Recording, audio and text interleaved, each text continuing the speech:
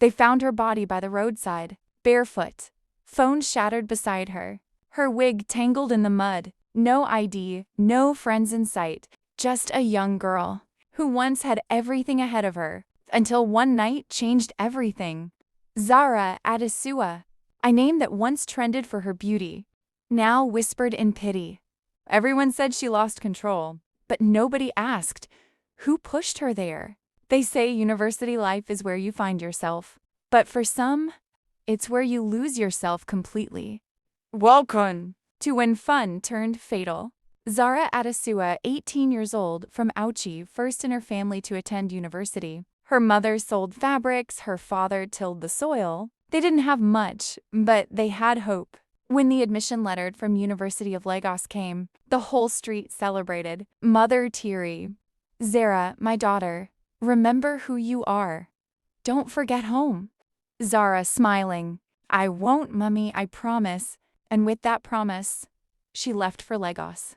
A suitcase full of dreams, and a heart too innocent for the city she was walking into. Campus life, freedom at last. No curfews, no chores, no mother shouting, have you prayed? Just youth. And temptation on every corner. That's where Zara met them, the trio. Mimi, Lara, Koko. They were everything Tho wasn't. Bold, wild, fearless. They didn't walk. They glided. They didn't talk, they announced.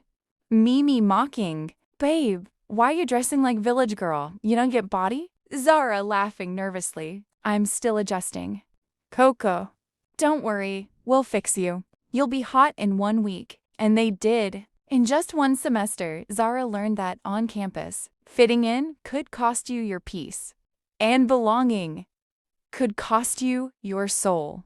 By 2nd semester, Zara had changed. The shy girl from Auchi now had lashes longer than her textbooks. Her Instagram was booming. Her GPA? Not so much. When you trade tutorials for tequila, the only A you'll ever get is alcohol. Her mother's calls became shorter. Her prayers became quieter. And her excuses? Louder. Mother asked, Zara, are you okay? You sound tired. Zara forcing a laugh. I'm fine, Mummy, just studying late. The lies are becoming a norm, but then time will tell. But the only thing she was studying was the art of pretending. Lara, the silent danger. Lara was beautiful in the kind of way that made people uncomfortable. Tall, graceful, eyes like slow poison. She had seen her father beat her mother until one day he never came back. Lara learned early that love was war. So she became the kind of woman men lost battles for. Quiet but manipulative. Kind until you crossed her. Every smile was a calculation. Koko, the spoiled brat. And then there was Koko, the hurricane in human form. Her father was a senator. Her mother was his 3rd wife. Money wasn't her problem. Morality was. Koko had never washed a plate in her life. She spent her allowance like oxygen, fast and without thought, loud, carefree, always laughing. But her laughter hid something. A girl who didn't know what love felt like without money attached. Koko's mantra, babe, life, no hard. If it costs too much, get a man who can pay. And somehow, Zara loved being around them. At first, Zara was their shadow, the quiet observer in a world of loud colors. They taught her everything her mother warned her about. How to walk into a room like a secret worth knowing. How to fake confidence. How to attract attention and survive it. The first time, they took her to a club. Zara wore jeans and flats. Mimi rolled her eyes. Babe, Lagos men don't look down, they look up. So you better elevate. The next week, Zara came out in heels, and the trio cheered. That night, she danced until her fears disappeared, until she forgot who she was. But freedom has a price, and Zara was spending too much. Zara started posting pictures. New clothes, new hair, new captions like, Unbothered Queen. Her followers grew.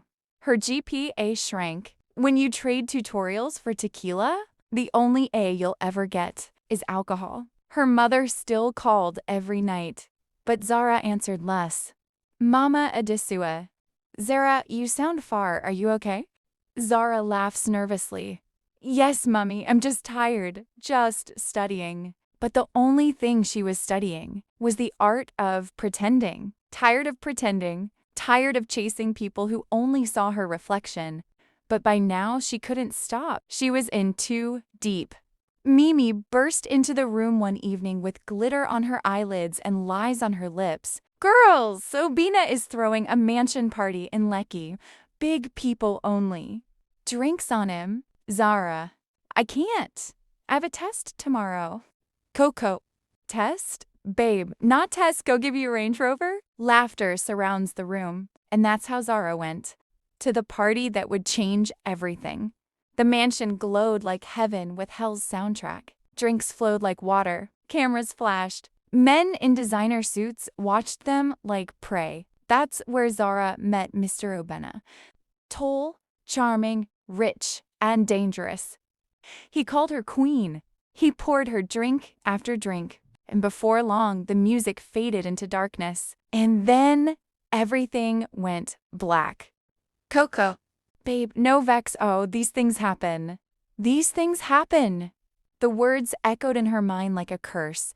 If you're watching this video up until now and have not hit the subscribe button, please do so by subscribing, like, comment, and share. Thank you. Zara woke up in a strange room. The air was heavy. Her head pounded. Her phone was gone. Her dress torn. Tears mixed with confusion as she ran out into the sun. But daylight didn't bring clarity, only shame. By the time she got back to campus, her face was already trending. Someone had posted pictures, videos, hashtags. Her world collapsed. Her friends vanished. Mimi. Babe, please don't call me. I can't be involved. Koko. Babe, no vex. Oh, these things happen. These things happen. The words echoed in her mind like a curse. She stopped going to class, stopped eating, stopped talking. The whispers were louder than her prayers. She became a ghost on campus. The hostel matron, Mrs. O'Dew, tried to reach her. Mrs. O'Dew, my daughter, life no end because of shame. No, let devil use silence finish you. Zara nodded, but inside she was already gone. Her mother kept calling. Days passed. Weeks. No response. What would she say? That her innocence had gone viral? The hostel felt colder, her reflection crueler. She sat for hours staring at her mirror, wondering if the girl from Ouchie still existed. Somewhere behind the smeared mascara, her roommates grew uncomfortable around her. Lara moved out. Koko started hanging with a new group, the Fine Babes Club, and Mamie? She'd already found a new recruit to mentor. Zara became invisible. Every night she walked to the campus chapel and sat alone. Not to pray, just to feel something. Finally, Mama Adesuwa traveled to Lagos. She arrived at the hostel, only to be told her daughter hadn't been seen in days. That Friday night, the rain was unforgiving. Students ran for cover. Zara walked barefoot, tears blending with raindrops. She whispered into the storm, I just wanted to belong. A flash of headlights, a screech. Then silence. They buried her in Ouchie, the same ground she once dreamed of leaving. Mama Adesuwa held her picture close, whispering prayers that sounded like apologies. Her father sat quietly, staring at the coffin like it still owed him an answer. Mimi didn't come. Lara posted a black heart emoji.